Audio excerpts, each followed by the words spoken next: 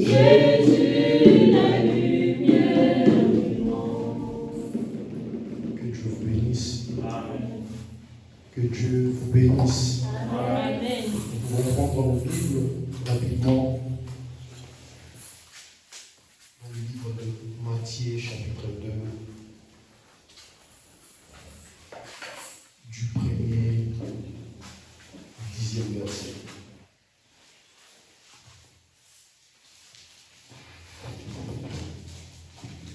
Matthieu, chapitre 2, du 1er au 10e verset.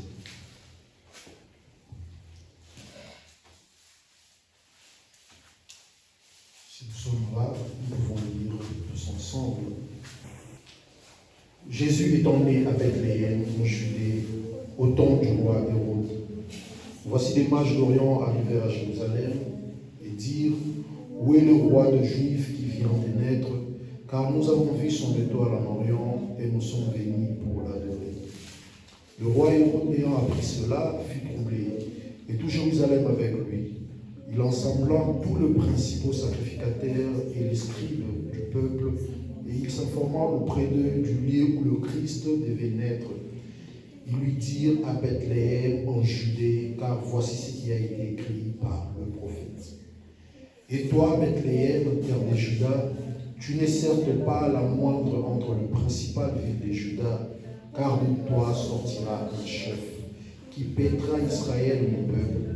Alors Hérode fit appeler en secret les mages et s'enquit soigneusement auprès d'eux depuis combien de temps l'étoile brillait. Puis il les envoya à Bethléem en disant: allez, prenez des informations exactes sur le petit enfant. Quand vous l'aurez trouvé, faites-les-moi savoir, afin que j'aille aussi moi-même l'adorer. Après avoir entendu le roi, ils partirent, et voici l'étoile qu'ils avaient vue en Orient aller devant eux, jusqu'au moment où arrivait au-dessus du lieu où était le petit enfant. Et elle s'arrêta. Quand ils aperçurent l'étoile, ils furent saisis d'une très grande joie. Prions le Seigneur. Bienvenue, Père Céleste, Maître de ton et des circonstances. Nous te sommes infiniment reconnaissants, Seigneur Jésus, de nous avoir accordé ces instants où nous devons ta sainte présence, Père. Père, tout homme qui est allé au monde de l'école, Seigneur Jésus, peut prendre ces écritures et lire, mais c'est toi celle qui peut donner l'interprétation. Écarte-moi du chemin éternel de mes armées, parle à tes enfants, Seigneur Jésus. Père, que les écritures que nous venons de lire ici puissent se faire chair dans notre vie, Seigneur Jésus, et que nous puissions devenir un avec cette écriture. Pour le reste, conduis-nous selon ton Saint-Esprit, Seigneur Jésus. Parle-nous, Seigneur Jésus, par nos plaies, ô Père, que personne ne sorte d'ici avec son problème, Seigneur Jésus. Que tout fardeau éternel de mes armées soit déposé ici au devant de ta sainte présence. Que tu nous donnes ton repos, Seigneur Jésus. Oh, que tu nous allèges, éternel de mes armées. Remplis-nous de ton amour et de ton Esprit Saint. Conduis-nous dans le nom puissant du Seigneur Jésus-Christ. Nous avons ici crié. Amen. Nous pouvons nous asseoir.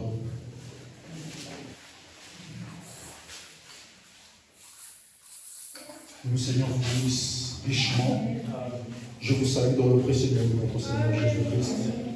J'espère que vous vous sentez bien. Bienvenue à tous. Merci, joyeux Noël.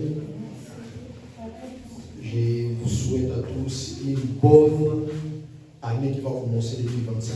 Et cela soit une année de grâce pour vous, une année de bénédiction, une année où le Seigneur va vous visiter spirituellement, matériellement, financièrement, au nom du Seigneur Jésus-Christ. Et cela soit une année où nous aurons des expériences avec le Saint-Esprit. Amen. Si cette année tu n'as pas eu beaucoup d'expérience avec lui, que l'année qui va commencer soit une année où tu ne feras que témoigner. Amen. Je remercie Dieu pour ces instants. Je remercie aussi le pasteur de m'avoir cédé sa chair pour parler de la part de Dieu. Que Dieu vous bénisse richement et que Dieu bénisse chacun de vous ici. Que vos esprits soient connectés à cette parole et Dieu ne manquera pas à vous bénir. Amen. Je vais répondre là où nous avons lu, dans Matthieu chapitre 2. La Bible nous dit: Jésus étant né à Bethléem en Judée au temps du roi Hérode. voici des mages d'Orient arrivèrent à Jérusalem et dirent, où est le roi des Juifs qui vient de naître, car nous avons vu son étoile en Orient et nous sommes venus pour l'adorer. Amen. Déjà, il y a quelque chose qui cloche ici. Tous nous savons, lorsque un roi met au monde, il ne met pas au monde un roi directement, mais plutôt un prince. Amen. L'enfant de roi n'est pas appelé roi directement. Lorsque la reine enfante, elle donne naissance à un petit prince. Amen. Mais ici, la Bible nous dit que le mage, lorsqu'ils sont arrivés à Jérusalem, ils ont dit, où est le roi des Juifs? C'est pour dire que notre Jésus n'est pas né directement prince, mais notre Jésus est né roi. Amen. C'est ça la différence entre Jésus et notre roi.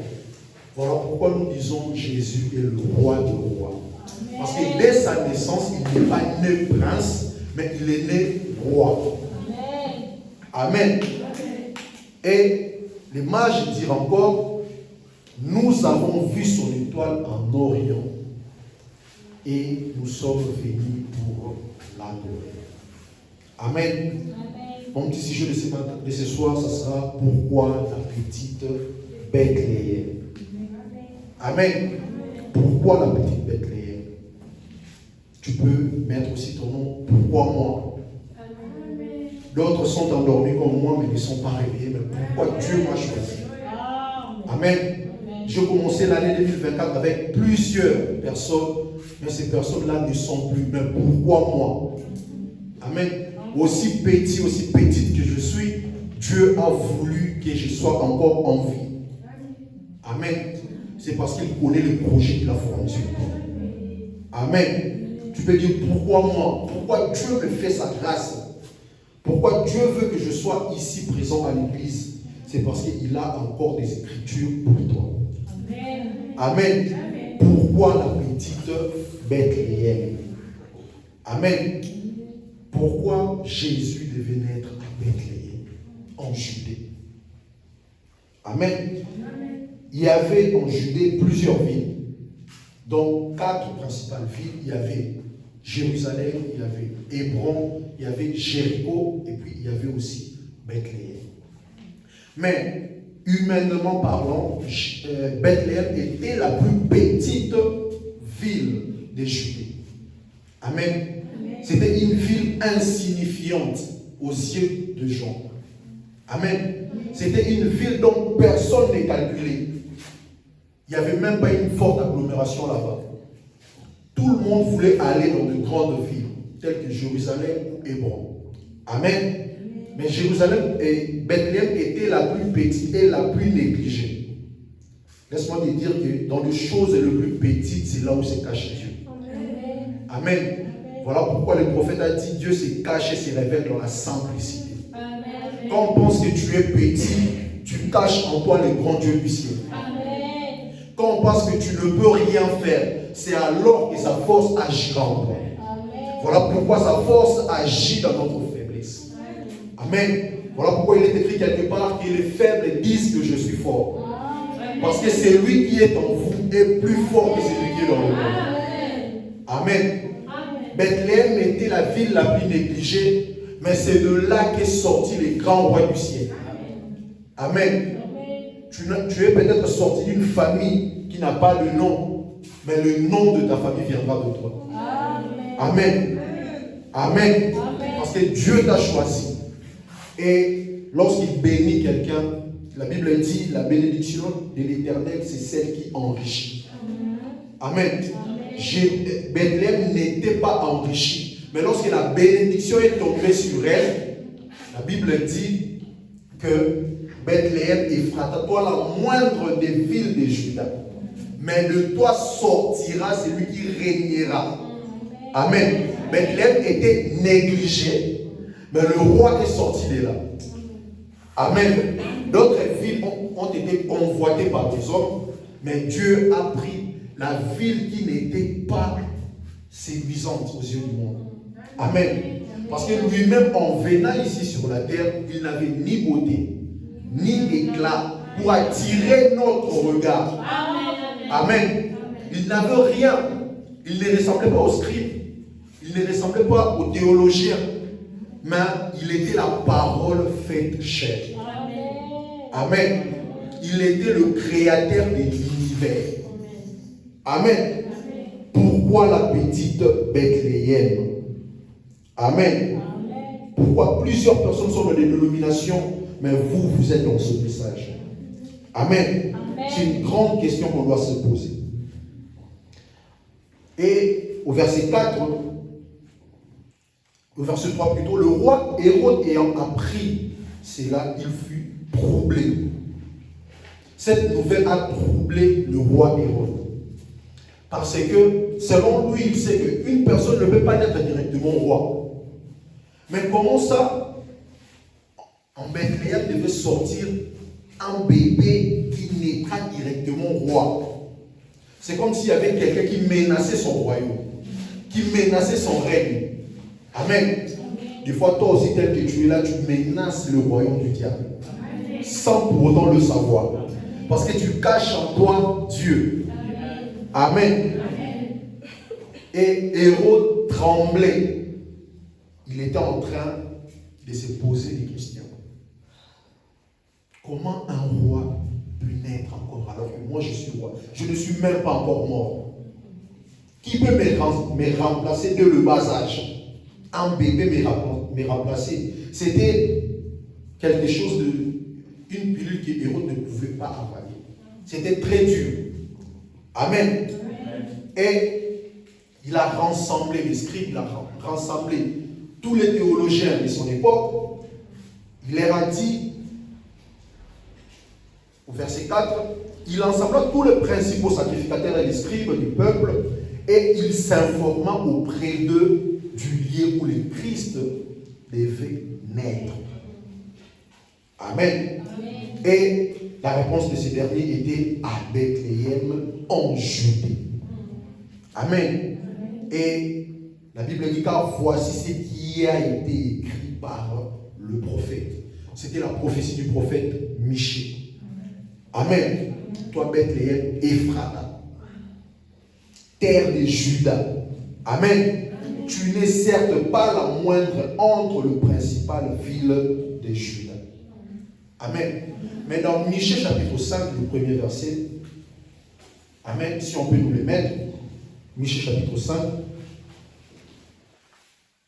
la Bible dit, Bethléem,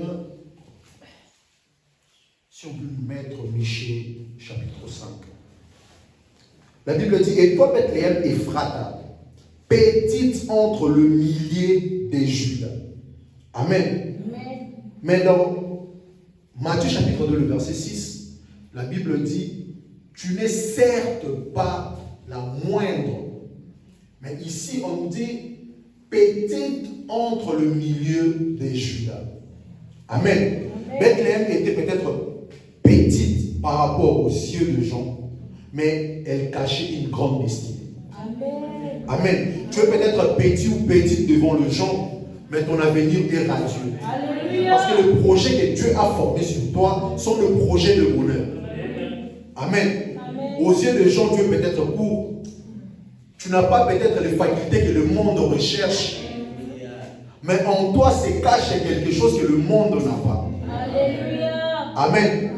Laisse-moi te dire que si le monde te voit petit, Dieu te voit grand. Amen. Si le monde pense que tu seras tout le temps malade, Dieu te voit comme une personne guérie. Amen. Parce que la guérison est sortie de nous. Amen. Amen. Par ces meurtrissures, nous avons été guéris.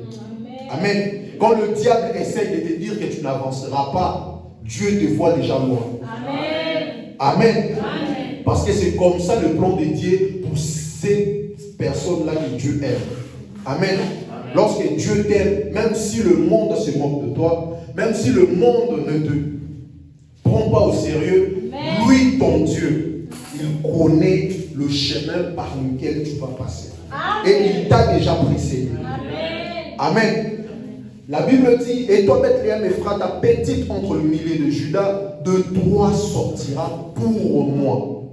Amen. C'est lui qui dominera sur Israël. Mais il y avait des grandes villes, Seigneur. Amen. Il y avait Jérusalem, il y avait Hébron, il y avait Jéricho, il y avait toutes ces grandes villes. Mais pourquoi de moi, Bethléem, doit sortir, c'est lui qui doit régner sur tout l'Israël. Amen.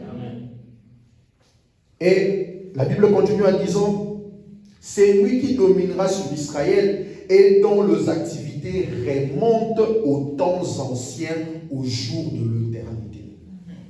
Amen. Cette personne-là qui devait naître, ces rois-là qui devaient naître, en réalité, chez les hommes, comme Hérode était troublé, c'était un bébé qui était né. Mais la royauté du Seigneur Jésus-Christ a commencé dès avant la fondation du monde. Amen. Amen. Voilà pourquoi le prophète Michée dit, dans les activités de ce roi-là, de la personne qui doit régner sur Israël, ces activités remontent aux temps anciens, au jour de l'éternité. Amen. Or, la seule personne qui vit dans l'éternité, c'est le Seigneur Jésus-Christ. Il est le même hier, aujourd'hui et éternellement. Amen. Il était né bébé aux yeux du monde, mais c'était lui le créateur de l'univers. Amen. Amen. De toi sortira.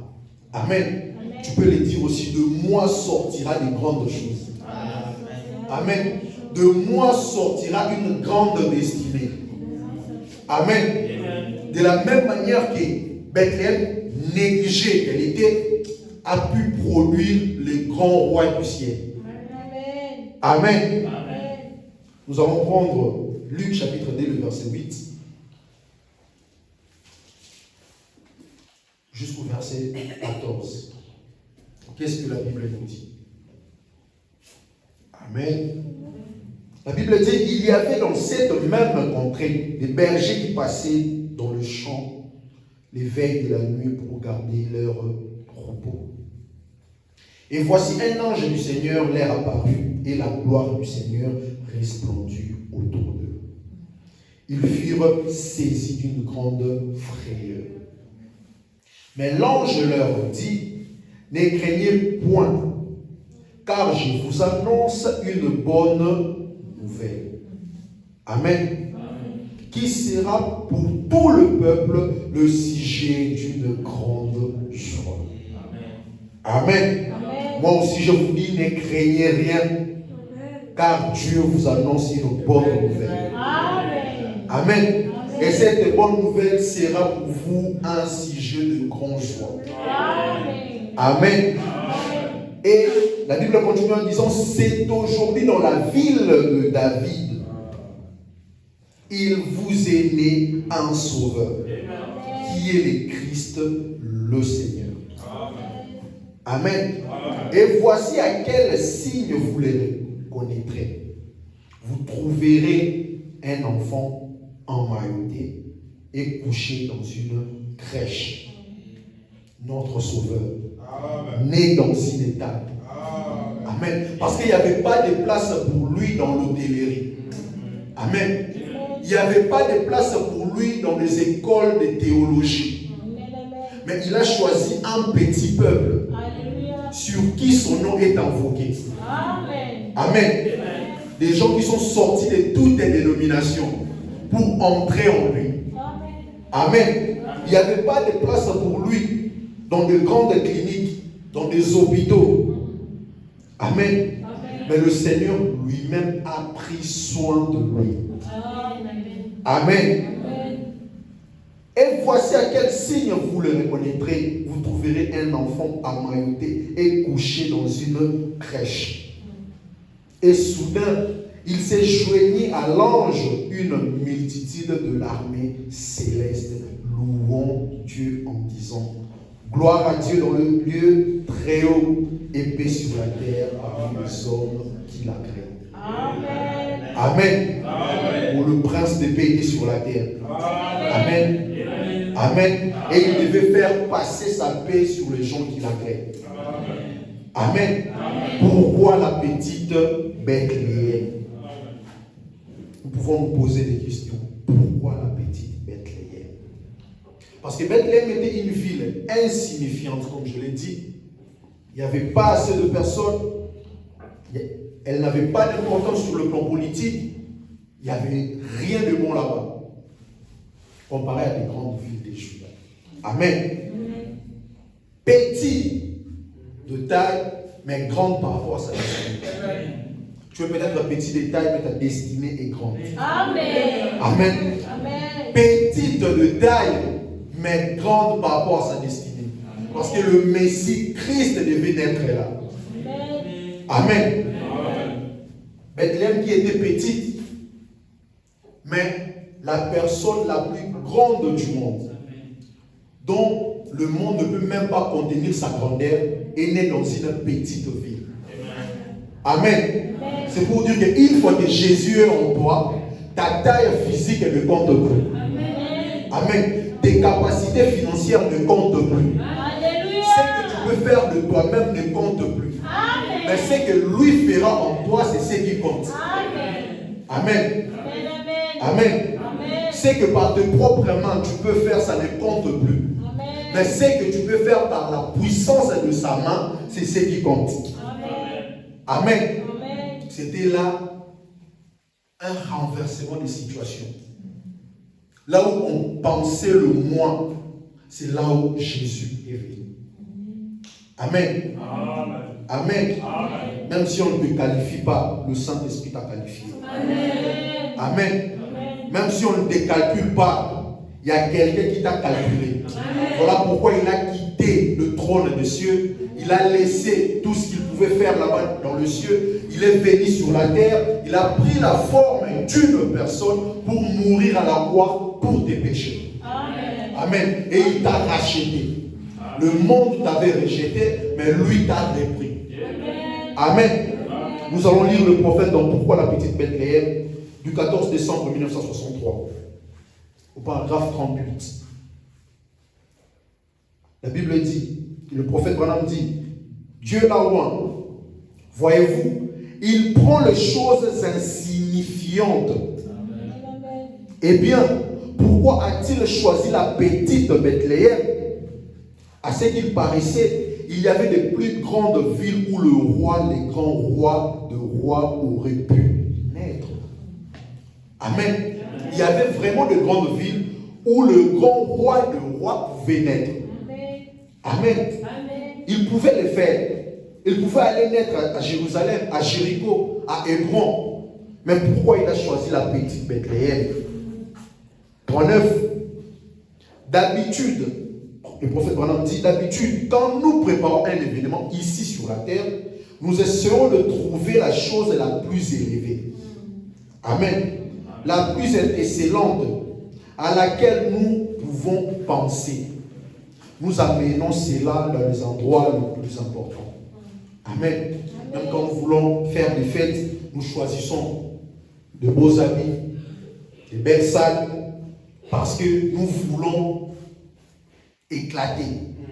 Amen.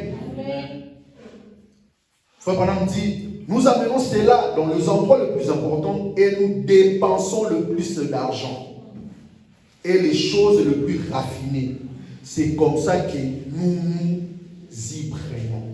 Ça, c'est l'homme. Amen. L'homme veut paraître. Amen. Mais quand l'homme veut paraître, c'est en ce moment que Dieu se cache dans de petites choses. Amen. Amen. 40. Le prophète dit, mais Dieu ne procède pas de cette manière-là. Pour montrer sa puissance. Il prend quelque chose qui ne représente rien pour montrer qu'il est puissant. Amen. Aux yeux du monde, peut-être tu ne représentes rien, mais Dieu veut montrer sa puissance au travers de toi. Amen. Amen. Même quand les gens pensent que tu ne peux rien faire, tu es incapable. C'est dans des choses qui ne représentent rien que Dieu utilise pour manifester sa puissance. Amen.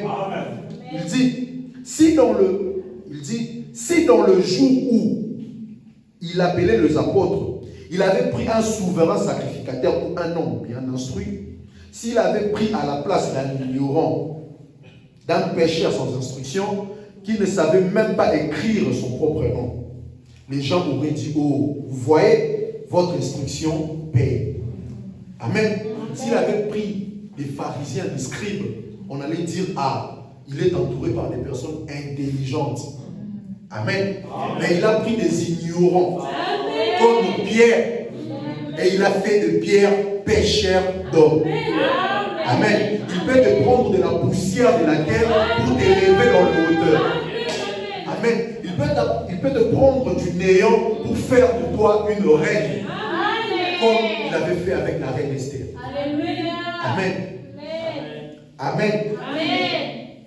Dieu ne regarde pas ton apparence physique. Que tu sois court, élancé, élevé, ce n'est pas son problème. Lui, il réside dans la simplicité. Aux choses qui ne tapent pas l'œil humain. Parce que lui-même venant sur la terre, il ne tapait pas l'attention de gens. Amen. Mais il avait en lui la plénitude de la divinité. Amen. Il dit, mais Dieu a pris un homme qui ne savait même pas écrire son nom, afin de prendre quelque chose qu'il pouvait avoir dans sa main. Quelque chose dont il pouvait faire une chose pour montrer qu'il est Dieu. Amen. Amen. Quand nous arriverons à un point où nous réaliserons que nous ne sommes rien. Amen.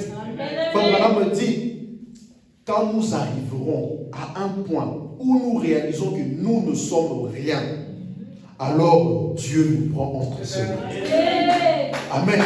Quand tu réalises que par toi-même tu ne peux rien faire, cette situation est tellement compliquée, c'est en ce moment que Dieu te prend par sa main. Amen. Quand cette maladie te ronge jusqu'à ce que tu dépenses beaucoup d'argent, il n'y a pas de solution, c'est en ce moment que Dieu te prend. Amen. Il dit, il peut nous façonner et faire de nous ce qu'il veut que nous soyons. Amen. Amen. Voilà pourquoi on peut être fier de dire ce que je suis, c'est à cause de sa grâce. Amen. Si cela ne dépendait que de gens, si cela ne dépendait que de la volonté des gens, nous ne serions peut-être pas vivants. Amen. Si Dieu essaie de nous ouvrir les yeux pour voir le nombre de combats qu'il gagne pour nous, nous allons dire, nous ne méritons pas cela. Amen. Amen. Mais par sa grâce, il continue toujours à veiller sur nous. Amen. Amen. Mais aussi longtemps que nous sentons que nous sommes importants, alors nous n'irons nulle part. Amen. Amen. Aussi longtemps que tu penses que tu vas le faire, tu ignores Dieu, tu lui donnes la dernière place et en ce moment que tu ne peux rien faire. Si tu veux avancer, si tu veux réussir, mets-lui à la première position. Dis-toi que je suis incapable, mais lui est plus que capable. Dis-toi que je ne peux pas vaincre, mais je suis plus que vainqueur parce que lui qui m'a aimé. Amen. Frère Branham dit, Dieu ne peut nous avoir entre ses mains que si nous réalisons que nous ne sommes pas importants. Amen. Voilà pourquoi dans la présence de Dieu, on s'approche avec révérence. Parce que nous ne sommes rien.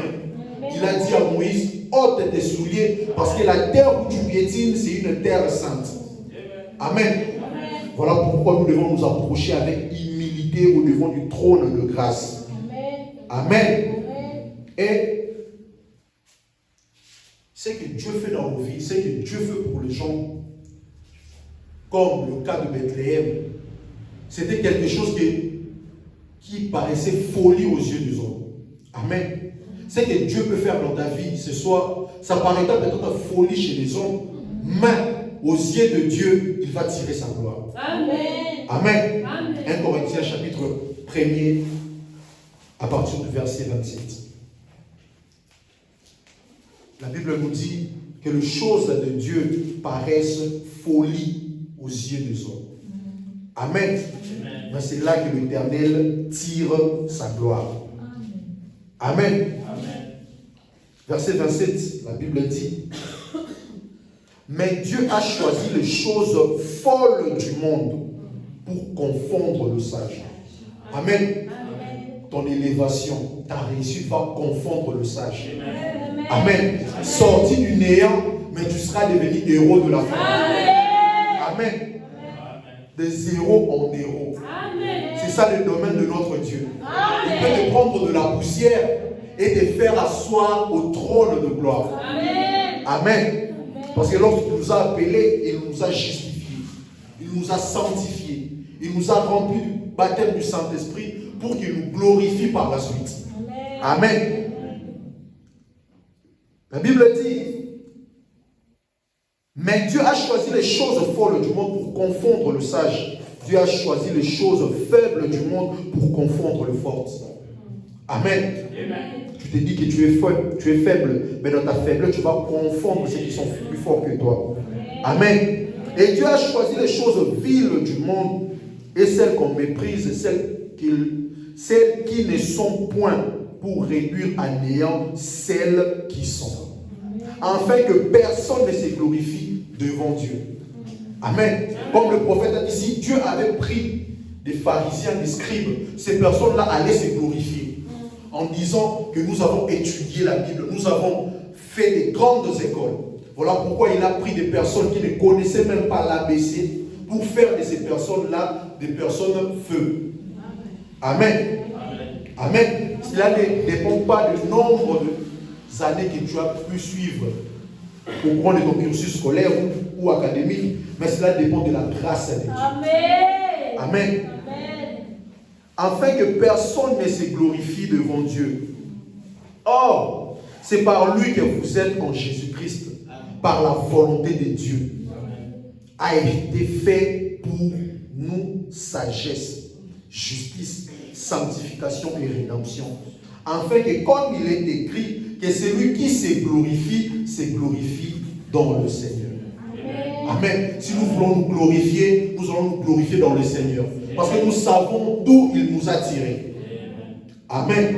Nous allons parler de l'histoire de Bethléem. Pourquoi la petite Bethléem? Dans la Bible, à un certain moment, Dieu dirigeait son peuple par le prophète. Amen. Dieu parlait par le prophète. Il n'y avait pas de roi. Mais à un certain moment, le peuple, les enfants d'Israël se sont rebellés contre Dieu. Et cette fois-là, ils ont voulu avoir un roi.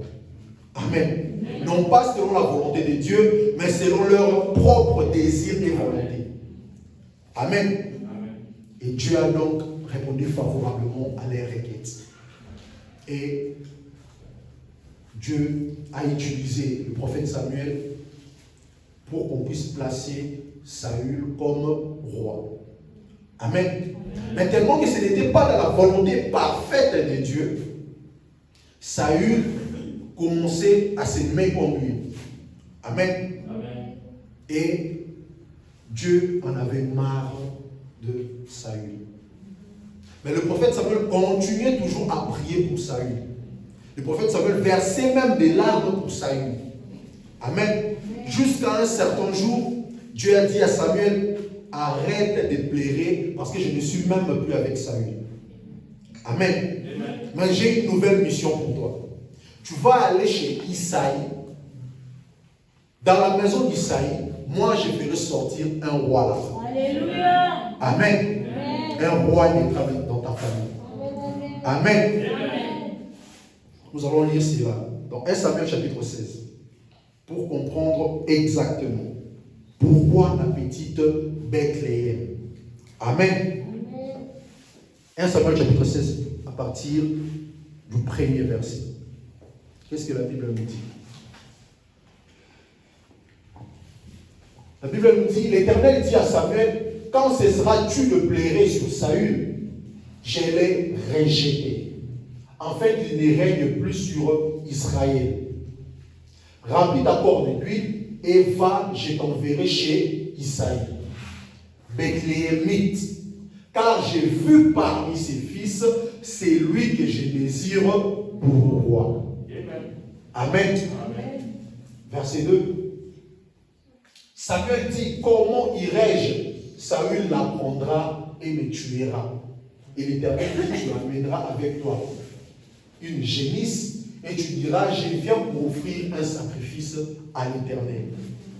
3. Tu inviteras Isaïe au sacrifice, je te ferai connaître ce que tu dois faire. Et tu oindras pour moi celui que je te dirai. Samuel fit ce que l'Éternel avait dit et il alla où? À Bethléem. Amen. Amen. Les anciens de la ville accoururent et effrayés au devant de lui et dirent, ton arrivée annonce-t-elle quelque chose d'heureux? Amen. Exactement que l'arrivée de Samuel annonçait quelque chose d'heureux. Amen. Et il répondit, oui, je viens pour offrir un sacrifice à l'Éternel. Sanctifiez-vous et venez avec moi au sacrifice. Amen. Il fut aussi sanctifié Isaïe et ses fils et les invita au sacrifice. Amen. Lorsqu'ils entrèrent, il s'est dit en voyant Eliab. Là, c'est lorsque Samuel est entré. Amen. Lorsque Samuel est entré, il a vu Eliab. Pour Samuel, c'était lui le roi que Dieu avait choisi. Amen. Parce qu'Eliab était grand de taille, il était beau, il avait des muscles. Certainement, Samuel a dit que non, Dieu va prendre Eliab comme roi. Amen. Amen. Mais or que la pensée des hommes ne sont pas la pensée de Dieu. Amen. Amen. Ce que Dieu pense, ce n'est pas ce que l'homme pense. L'homme est attiré par le regard, par ce qui frappe à l'œil, mais c'est Dieu qui sonde le cœur. Amen. Même quand on pense que tu n'es rien, mais Dieu connaît la profondeur de ton cœur, la sincérité de ton âme envers lui. Amen. Et Samuel dit certainement, loin de l'Éternel est ici, devant lui. Amen. Et l'Éternel dit à Samuel, ne prends point garde à son apparence. Alléluia. Tout ce qui brille n'est pas de l'or. Amen. Amen. Tous ceux qui disent qu'ils sont saints ne sont pas des saints. Amen. Amen. Ils ont peut-être l'apparence de saints, mais ce sont les personnes les plus mauvaises. Amen. Amen. Amen. Il a dit ne prends point garde à son apparence et à la hauteur de sa taille, car je l'ai rejeté. Amen. Amen. Dieu ne qualifie pas les personnes que les personnes qualifient. Amen. Amen. Lui, il a son propre plan. Il fait sa propre volonté conformément à sa propre parole. Amen. Il a dit, car je l'ai rejeté. L'Éternel ne considère pas ce que l'homme considère. Amen. Les hommes de ce monde ne peuvent pas te considérer. Mais puisque tu es inconsidéré chez eux, tu es considéré devant Dieu. Amen. Amen. Amen. L'homme regarde à ce qui frappe les yeux, mais l'Éternel regarde au cœur. Amen. Amen. Amen. Si ton cœur est sincère, l'Éternel s'en souviendra de toi. Amen. Amen. Et puis, Isaïe appela Aminadab, le deuxième fils, et le fit passer devant Samuel. Et Samuel dit, l'Éternel n'a pas non plus choisi celui-ci. Amen. Amen. Isaïe fit passer Shama. Et Samuel dit, l'Éternel n'a pas non plus choisi celui-ci. Amen. Amen. Même Isaïe avait des préférences en tant que papa. Il voulait donner des enfants qui pensaient selon lui être aptes à être roi d'Israël. Amen. Amen. Mais ce n'était pas le plan de Dieu. Amen. Amen. Et Isaïe fit passer ses 7 fils devant Samuel. Et Samuel dit à Isaïe, l'Éternel n'a choisi aucun d'entre eux. Amen. Les 7 fils qui sont passés, nous connaissons très bien. 7 veut dire achèvement. Amen. Dans le plan d'Isaïe, pour lui, on pouvait avoir un roi qui est dans les 7 fils présentés. Amen. Eliab, Shama, Aminadab, tout ça, pour lui, c'était des choix que Dieu pouvait agréer. Amen. C'était l'achèvement pour lui. Mais il manquait un 8e. Amen. Qui ressemblait au roi qui devait sortir de Bethléem. Amen. Dont les activités dans l'éternité. Parce que le chiffre 8, c'est le chiffre de l'éternité. Amen. Là où les gens pensaient que ça allait s'arrêter à 7, il y a une infinité qui devait sortir en 8. Amen. Et cette personne-là, la huitième personne, c'était un petit berger. Amen.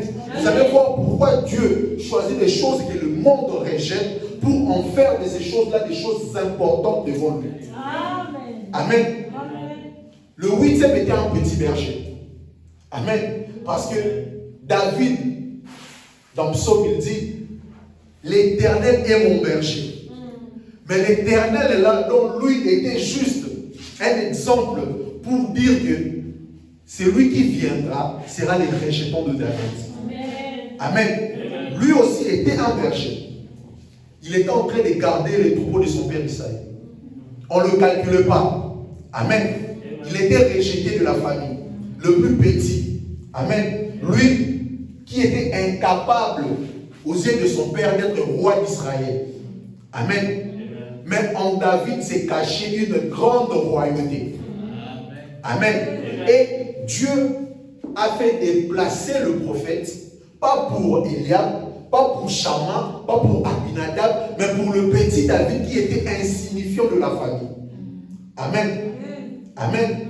Dieu t'a amené aussi ici ce soir pour t'élever là où on ne t'avait pas élevé. Pour faire de toi grand ou grande là où tu étais petit. Amen. David, même dans ses rêves les plus fous, ne pouvait pas imaginer cela. S'il y avait élection, c'est Eliab qui devait être élu. C'est Eliab que le monde allait voter. Amen. Mais le vote du monde ne compte pas. Amen. Mais c'est l'élection de Dieu qui qualifie. Amen. Parce que la Bible dit toute autorité vient de Dieu. Amen. Si le monde te rejette, Dieu va t'élire. Parce que nous avons été élus dès avant la fondation du monde. Amen. Et David a été élu roi dès avant la fondation du monde. Pas par un homme, mais par Dieu lui-même. Amen.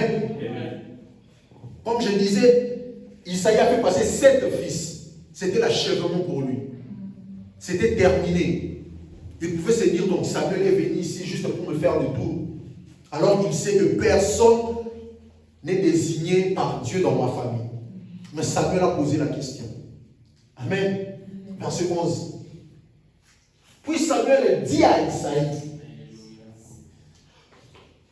sont-ce là tous tes fils? Et il répondit, il reste encore le plus jeune.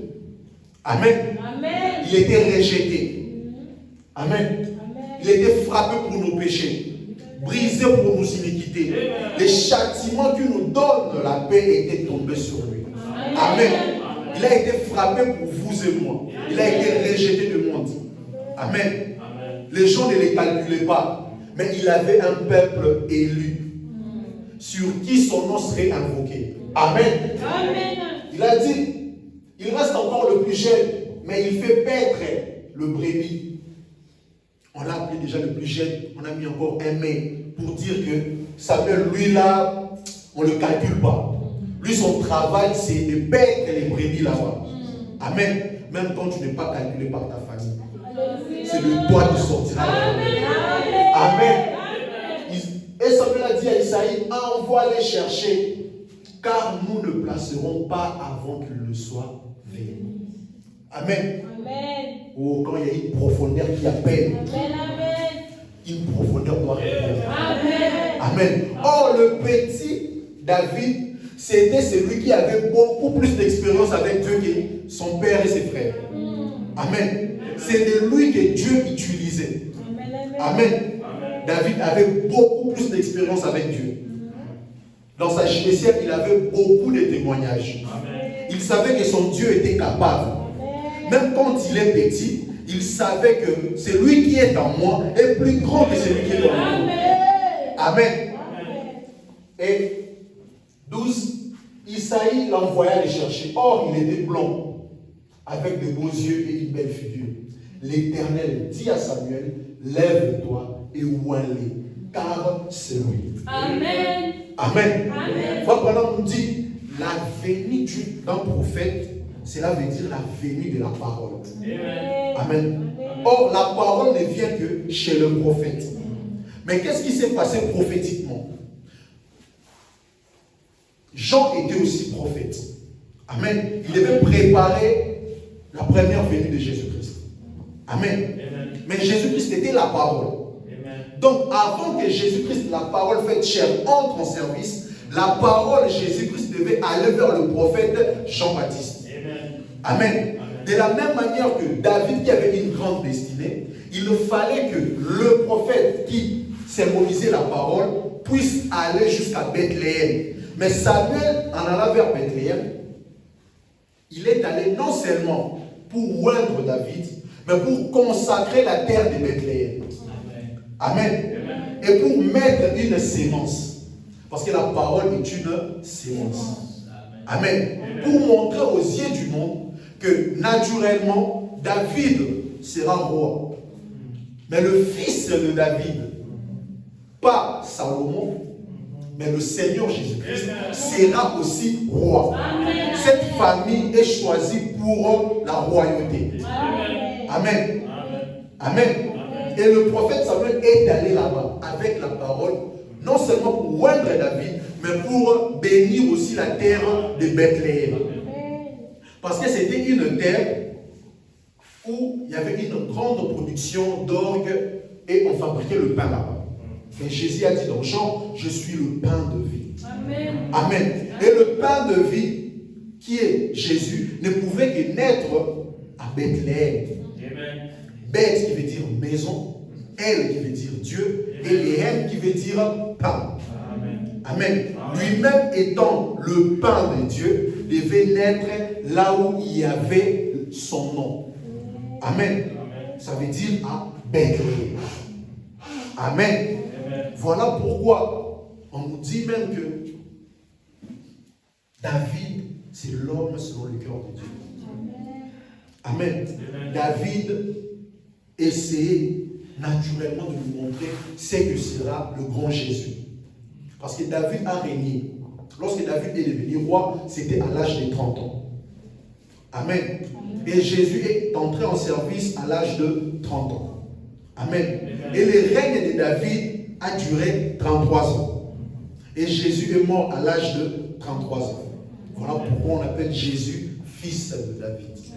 Parce qu'il a copié spirituellement toute la vie de David. Amen. Le prophète dit, dans le don enveloppé de Dieu, du 25 décembre 1960, paragraphe 19, dans d'autres versions, c'est le paragraphe 13.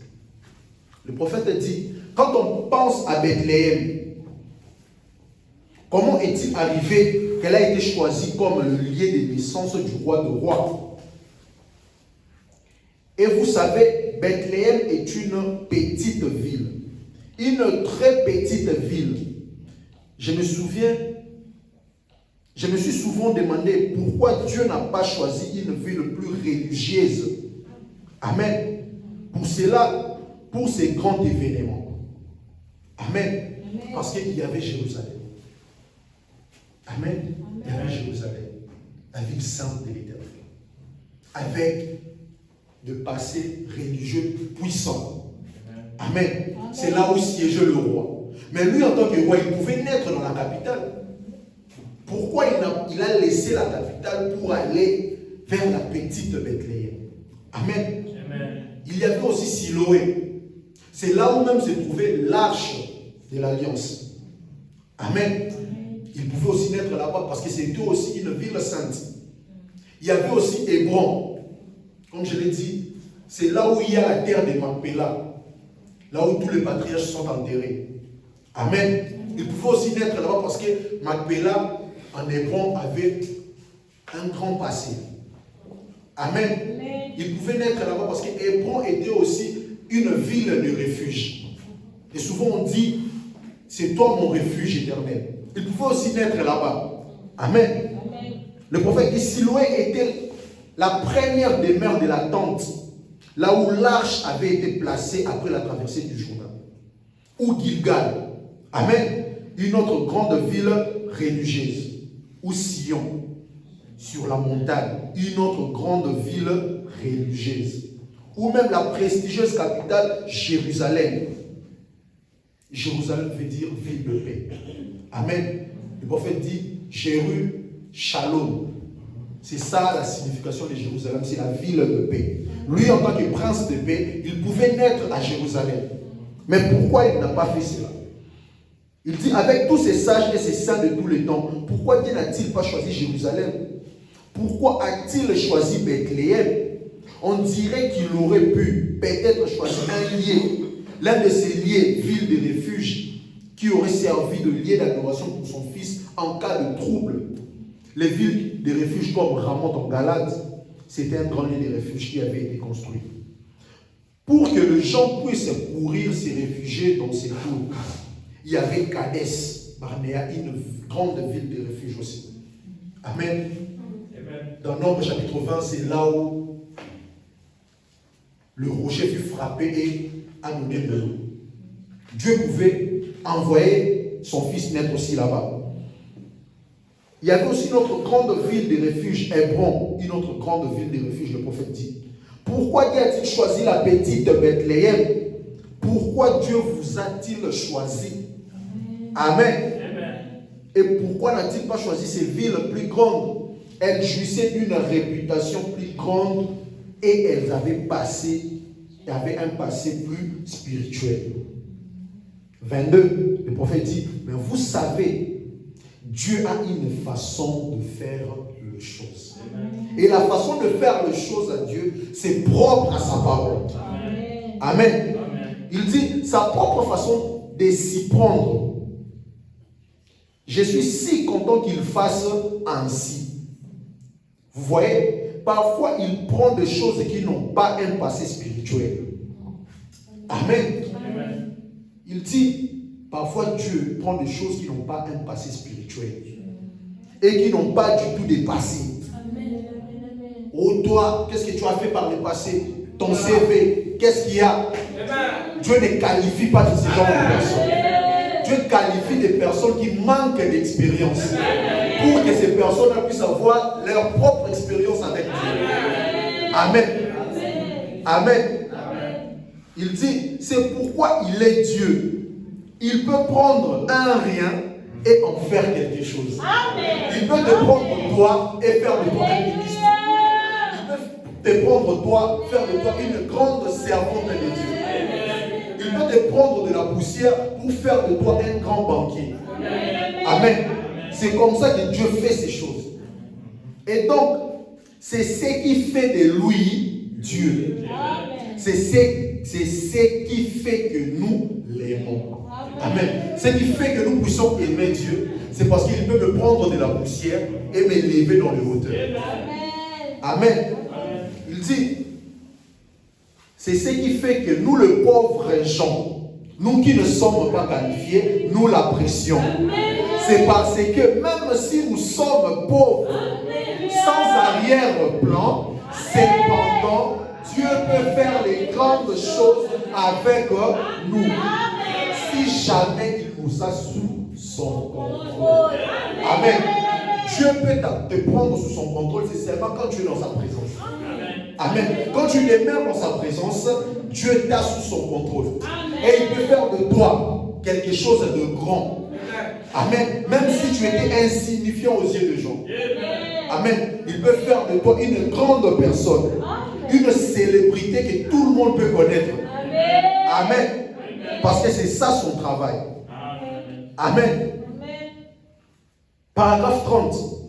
Le prophète dit, et c'était au même endroit que Samuel le prophète oignit David comme roi d'Israël. Amen. Dieu est derrière sa parole. Et Dieu avait déjà un plan depuis le jour où Samuel devait quitter sa maison pour aller vers Isaïe. Amen. La parole venait déjà avec le prophète. Amen. Pour annoncer que dans cette ville naîtra pour moi celui qui dominera sur Israël. Amen. Le prophète dit, Bethléem là, c'est au même endroit que Samuel le prophète oigné David comme roi d'Israël, là même à Bethléem. Et par David est venu les grands fils. Amen. 3 fils de David. Les fils qui naquirent dans une petite étable, une crèche près du flanc de la colline à l'ouest de la ville. C'était sur cette colline-là que les anges de Dieu ont chanté leur première Noël. Amen. C'est là, dans cette colline-là, que les anges ont chanté leur premier Noël. Amen. Bethléem qui était négligé, mais a vu naître le Dieu de Dieu. Amen. Toi, peut-être tu es négligé. Tu regardes trop à tes péchés, mais Dieu te dit, viens tel que tu es. Amen. Si Bethléem, aussi petite qu'elle soit, est devenue une grande ville, prophétiquement et spirituellement parlant, toi aussi tu peux faire la même chose dans ta vie. Amen. Amen. Amen. Amen. Parce que même si la maladie te frappe, Job l'a dit, je sais que mon Rédempteur est vivant. Amen. Prenons Job chapitre 19, le verset 23. Aussi petit que tu sois, aussi mince que tu sois, ne regarde pas à ta taille. Amen. Ne regarde pas à ta forme. Amen. Regarde à la parole de Dieu. Amen. Parce que les hommes aussi regardent au temps. Ils disent non, mes amis ont fait ceci, les autres ont fait cela. Mais Dieu, lui, regarde à sa parole. Amen. Il a dit au temps favorable, amen, je t'ai répondu. Amen. Il connaît toutes les choses. Voilà pourquoi Daniel pouvait dire, il a dans sa main le temps, la gestion du temps et des circonstances. C'est lui qui change le cœur de roi. Amen. Amen. Il peut te prendre dans des situations qui ne sont pas favorables. Amen. Et lui, en toi, te favorise. Amen. Amen. Job dit, oh, je voudrais que mes paroles fussent écrites, qu'elles fussent écrites dans un livre. Je voudrais qu'avec un burin de fer et avec du plomb, elles fussent pour toujours gravées dans le roc. Mais je sais que mon Rédempteur est vivant et qu'il s'élèvera les derniers pour moi. Amen. Job était déjà négligé. Il n'avait plus rien. Mais dans son état-là, Dieu voulait le ramasser de là où il était pour redoubler la richesse qu'il avait. Amen. Amen. Voilà pourquoi on dit ceux qui se confient en l'Éternel, l'Éternel renouvelle leur force. Amen. Amen. C'est ça notre Dieu. Mais pourquoi Dieu a choisi le mage? Pourquoi seulement eux? Il faut vraiment dire, à l'époque, il y avait beaucoup plus d'observatoires que nous en avons aujourd'hui. Ces personnes-là étudiaient les étoiles.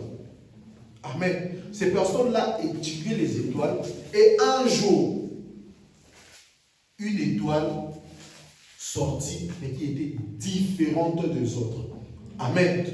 Il y a plusieurs étoiles dans la galaxie, mais une étoile est sortie, et cette étoile était différente des autres. Amen. Et, comme Matthieu nous a dit, ils ont vu cette étoile depuis l'Orient. Fabrelan dit, ils venaient de l'Inde, le mage là. Ils ont parcouru le chemin. Ils ne se fatiguaient point. Amen. Parce qu'ils avaient un but, c'était de voir où mènera cette étoile-là. Amen. Les mages, ils ont vu l'étoile, ils ont commencé à suivre cette étoile. Pendant des ans, ils ont traversé les déserts. Et arrivés à Jérusalem, ils sont allés voir le roi Hérode pour leur dire, nous avons vu son étoile et nous sommes venus pour l'adorer. Mais c'est qui cette personne? C'est le roi qui vient de naître. Amen. Amen. C'est ce qui a troublé Hérode. Amen. Parce que les mages, eux aussi, ils connaissaient les Écritures. Frère Branham dit, les mages connaissaient les Écritures.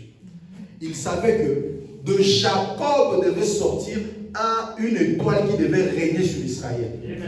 Amen. Amen. Et c'est scripturaire. Frère Branham dit, c'est la parole. Dieu sait choisir des personnes pour que ces personnes-là accomplissent la parole de Dieu. Amen. Amen. Il sait vraiment choisir. Il a même fait cela avec le berger. Mais pourquoi le berger? Parce que le père de l'enfant qui venait de naître spirituellement parlant était aussi un berger. Amen. Amen. David était un berger. Amen. Et Fabrelan dit, si Dieu envoyait son ange vers les scribes, ils n'allaient pas accepter. Parce que selon eux, Dieu ne peut pas naître de cette façon-là. Naître dans une étable des scribes, de professeurs de théologie, quitter leur bureau pour aller voir les bébés dans l'étable où ils puent. Ils ne peuvent pas faire ça. Amen. Et selon leur théologie, selon leur dogme, ça ne concorde pas. Amen. Pour eux, le fils qui devait naître dans des séminaires, dans des dénominations, là où ils utilisent leur intelligence pour parler de la parole de Dieu. Mais Dieu, lui, savait qu'il y aurait un fils qui serait rejetant de David. Amen. Voilà pourquoi l'ange est allé voir le berger. Parce que les bergers, ils connaissent. Ils ont posé la question, mais comment nous allons reconnaître cet enfant? Amen. L'ange leur a répondu, c'est par votre nature. Cet enfant-là, c'est un petit agneau. Il est né dans une étable, dans la bergerie. Amen. Mais c'est l'agneau de Dieu qui ôtera le péché du monde. Amen. Ce bébé-là sera l'agneau de Dieu qui ôtera le péché du monde. Amen. Amen. Amen. Voilà pourquoi l'ange est allé vers le berger aussi. Amen. Parce que les bergers et David étaient tous de la même nature.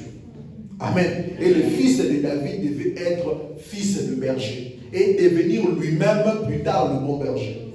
Amen. Frère Branham dit dans le nom enveloppé toujours, paragraphe 125, il dit, les mages, je peux le voir assis là autour de ce feu sacré à minuit. Il dit, ils étaient assis autour de ce feu sacré, causant, puis ils se sont levés. Oh, ils contemplaient les astres. Ils connaissaient tout, chaque déplacement, ils savaient ça.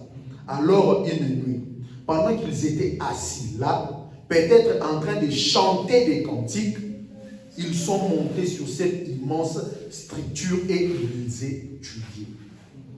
Amen. Ils connaissaient chaque étoile, sa position, son nom, car ils étudiaient des astres. Voilà, on dit, il n'est pas étonnant qu'un étranger parmi ces astres les ait secoués. Amen.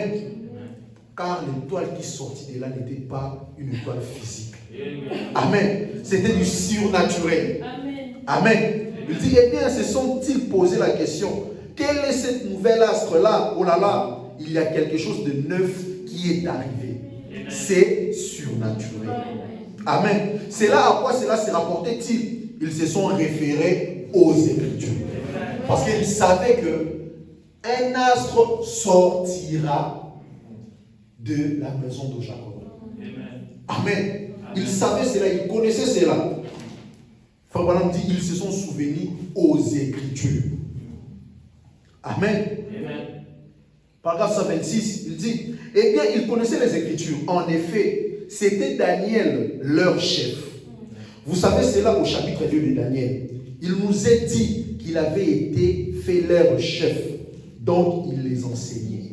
Sans doute qu'une nuit, alors qu'ils étaient assis là lisant les Écritures, et Daniel avait dit, alors qu'ils observaient tous ces royaumes, jusqu'à ce qu'ils étaient devenus ceux qui étaient chacun les Médo-Perses, ainsi de suite jusqu'à Rome.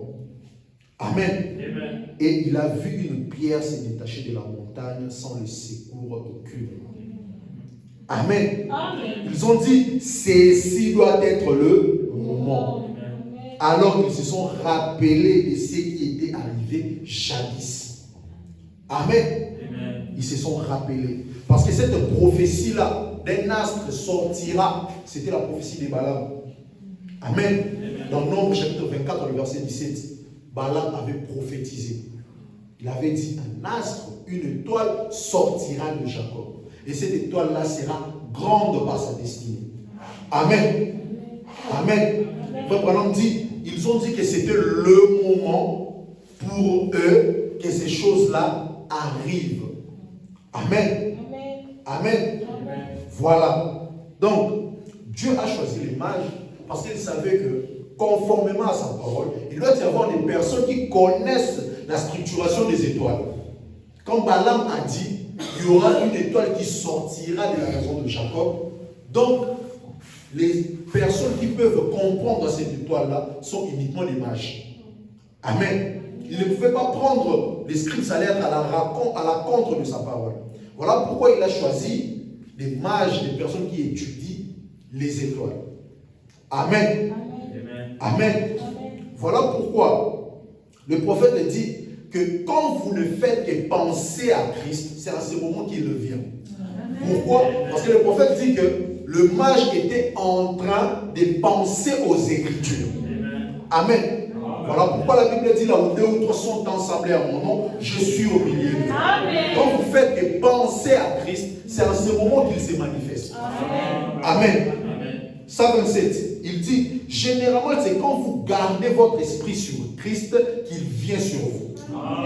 Amen. Lorsque votre esprit est ballotté de part et d'autre, Christ ne viendra pas. Mais il ne viendra que lorsque vous allez garder en votre esprit Christ.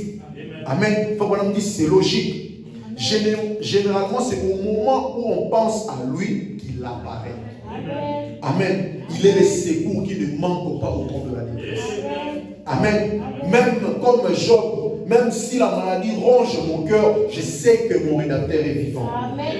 Amen. Parce que lui, il ne manque pas au rendez-vous. Quand on l'invoque, il ne manque pas. Voilà pourquoi le prophète Samuel est allé avec cette sémence-là, la parole. Il a planté cela à Jérusalem et à Bethléem pour que plus tard naissent ces grands rois qui doivent régner et dominer. Amen. Amen. Dans la Bible, on nous dit une sémence ne peut produire que selon son espèce. Amen. Amen. Amen. Lorsque vous plantez les blés, lorsque vous plantez les maïs, cela sortira que du maïs. Amen. Mais lorsque nous plantons aussi Jésus dans nos cœurs, nous allons faire sortir Jésus. Amen. Amen. Lorsque Jésus naît dans notre cœur, il grandit avec nous. Il fait de nous un Jésus marchand. Amen. Amen. Amen. Amen. Amen. C'est ça la loi de la reproduction, conformément au livre de Genèse. Le prophète dit, pour terminer, nous allons entrer en prière, il dit, dans l'âge de l'église de Pergame, il dit, voici ce que j'essaye de vous dire. La loi de la reproduction veut que chaque espèce se reproduise selon son espèce. Quand tu mets la parole en toi, à la fin, c'est la parole qui sera récoltée. Amen. Lorsque nous plantons Jésus dans notre vie, c'est Jésus que nous allons récolter à la fin. Amen. Il dit, puis Dieu dit que la terre produise de la verdure, de l'herbe, portant la sémence à des arbres fruitiers, donnant du fruit selon leur espèce, en ayant en eux leur sémence sur la terre. Amen. Amen. Il dit, le premier fils était la parole sémence parlée de Dieu. Amen. Il lui a été donné une épouse pour qu'il se reproduise. C'est dans ces buts-là que l'épouse lui a été donnée. Pour qu'il se reproduise. Pour qu'il produise un autre fils de Dieu. Mais elle est tombée. Elle est tombée par hybridation. Elle a conduit à la mort. Le deuxième fils, Jésus, était lui aussi une parole sémence parlée de Dieu. Et tout comme Adam, il lui a été donné une épouse. Mais avant qu'il puisse l'épouser, elle aussi est tombée comme l'épouse d'Adam. La lumière est venue vers les siens. Amen. Mais les siens l'ont rejetée. Amen. Amen. Il dit, elle a été mise à l'épreuve pour voir si elle croirait à la parole de Dieu ou si elle douterait à la parole. Et si c'est le cas, elle mourrait. Amen. Et elle a fait quoi? Elle a douté. Elle a abandonné la parole, elle est morte. Jésus est venu sauver les gens, mais ces derniers ont refusé de croire en lui. Amen. Le message est venu. Les mêmes personnes qui prêchaient le message aujourd'hui sont rétrogrades. Amen. Amen. Si vous pouvez voir dans les réseaux de grands pasteurs quitter le message. Amen. Voilà pourquoi le dimanche, j'avais lu la portion de l'Écriture où l'apôtre Paul dit, c'est difficile pour ceux qui ont goûté. Amen. Et Hier, je parlais avec le pasteur, il a dit, et ils ont juste goûté à la parole, mais ils n'ont pas mangé cela. Amen. Et voilà pourquoi, autrefois, c'était des grands prédicateurs dans le message, aujourd'hui, ce sont de rétrogrades. L'ère est proche. Amen. Mais le prophète nous dit, l'épouse ne sera jamais manipulée. Amen. Et l'épouse ne mangera jamais la nourriture étrangère. Amen. Elle prendra cette nourriture-là, elle va la présenter devant l'Urim Tumim. Et si les pectoraux d'Aaron ne donnent pas la lumière, l'épouse ne mangera pas. Amen. Amen. Amen. Face à tout ce qui se passe actuellement dans le monde, quand l'épouse écoute cela, il teste cela vers le pectoral d'Aaron. Et si cela donne un son confus, on ne prend pas. L'épouse se nourrit uniquement de la parole. Amen. Amen. Et la parole, c'est Christ. Et la parole pour notre temps, c'est le message du temps. Et l'épouse, c'est ce que l'épouse mangera. Amen. Amen. Frère Branham me dit, d'un petit groupe de la vérité, sémence de la parole, Dieu présentera à Christ une épouse bien-aimée. Amen. Elle est une vierge de sa parole. Amen. Elle est vierge parce qu'elle ne connaît aucun credo ni aucun dogme fait des mains d'homme. Amen. Amen. Amen. Amen. Amen. C'est conformément avec Marie. Amen. Elle était vierge de la parole de Dieu. Amen. Elle était pure pour recevoir les bons rois. Abraham dit, c'est par les membres de l'épouse et à travers eux que s'accomplira tout ce que Dieu avait promis comme devant être manifesté dans la Vierge. La parole de la promesse est venue à la Vierge Marie. Mais cette parole de la promesse, c'était que lui-même allait être manifesté. Amen. Et l'épouse du temps de la fin doit aussi manifester la parole. Amen. C'est un ange qui lui avait apporté le message. Mais le message de l'ange qui était la parole de Dieu. Ésaïe chapitre 9, en ce moment-là, il a accompli tout ce qui était écrit de lui. Parce qu'elle a accepté la parole qui avait été donnée. Vous allez dire, pourquoi la petite Bethléem? Pourquoi plusieurs personnes sont dans les dénominations, mais nous sommes dans ce message? Parce que vous avez accepté la parole de votre temps. Amen. Amen. Il dit, les membres de l'épouse vierge l'aimeront. Et ils auront toutes ses capacités, car il est leur tête. Et toute la puissance lui appartient. Amen. L'épouse a réussi le même ministère que l'époux. Amen. Amen. L'époux est venu dans la petite Bethléem pour faire de la petite Bethléem une grande Bethléem. Amen. Amen. L'époux est venu vers toi pour faire de toi sa bien-aimée. Amen. Amen. Jésus veut naître dans le cœur d'une personne. Amen. Jésus veut mettre sa sémence, la parole, dans le cœur d'une personne. Amen. Alors il a dit, les oiseaux ont des nids. Les renards ont des tanières, mais le Fils de l'homme manque l'endroit où mettre sa tête. Amen. S'il y a une fille de Sion ce soir, s'il y a une personne qui accepte cette parole-là, qui l'ouvre à Dieu le cœur et qui lui donne la place à Dieu. Amen. Jésus veut régner dans le cœur d'une personne. Amen. Il a dit, quand le Fils de l'homme viendra, trouvera-t-il la foi? Est-ce qu'il y a encore des personnes qui croient en sa parole? Est-ce qu'il y a des personnes encore qui peuvent dire ce soir, Seigneur, je t'abandonne ma vie. Amen. Seigneur, plus petit que je suis, mais je sais que ta force agit en moi. Seigneur, même si les gens ne m'ont pas qualifié, mais toi tu qualifies les personnes que tu appelles. Seigneur, même si je suis souffrant, j'ai été souffrant au cours de toute cette année, je sais que mon Rédempteur est vivant comme Jésus. Amen. Même si les choses de la vie paraissent difficiles, que ta foi ne puisse pas t'éloigner de Dieu. Amen. Amen. Soyons toujours connectés avec lui. Gardons sa parole pure. La nouvelle année qui commence, c'est une année où Dieu va nous bénir. Amen. Amen. C'est une année où Dieu va te visiter. C'est une année où Dieu fera des grandes choses sur toi. C'est une année où tu témoigneras de bonté de l'Éternel. Parce que ses compassions ne sont pas épuisées. Sa bonté n'est pas à son terme. Elle va se renouveler chaque matin dans ta vie. Et le fait même que tu sois venu ici cela prouve que Dieu a un grand plan pour toi. Amen. Le fait même que tu t'es retrouvé dans sa présence, il ne permettra pas que tu sortes d'ici de la manière dont tu es. Pourquoi la petite Bethléem? Pourquoi toi? Pourquoi Dieu t'a choisi? C'est parce qu'il veut que son nom soit marqué sur toi. Amen. Il veut que partout où tu iras, que tu sois appelé de lui. Amen. Voilà pourquoi la Bible dit, béni soit celui qui vient au nom de l'Éternel. Moi aussi je te dis, tu es béni parce que tu viens au nom de l'Éternel. Tu n'es pas venu voir un homme, mais tu es venu voir celui qui t'a créé. Amen. Tu n'es pas venu écouter la voix, ma voix, mais tu es venu que lui seul te parle. La Bible dit, il a brisé et il rebondera. Amen. Il a châtié, mais il est là aussi pour nous donner la compassion de son âme.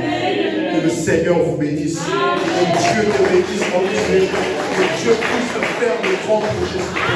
Que Dieu puisse élever son nom sur toi. Là où tu étais faible, cette fois-ci que tu sois fort.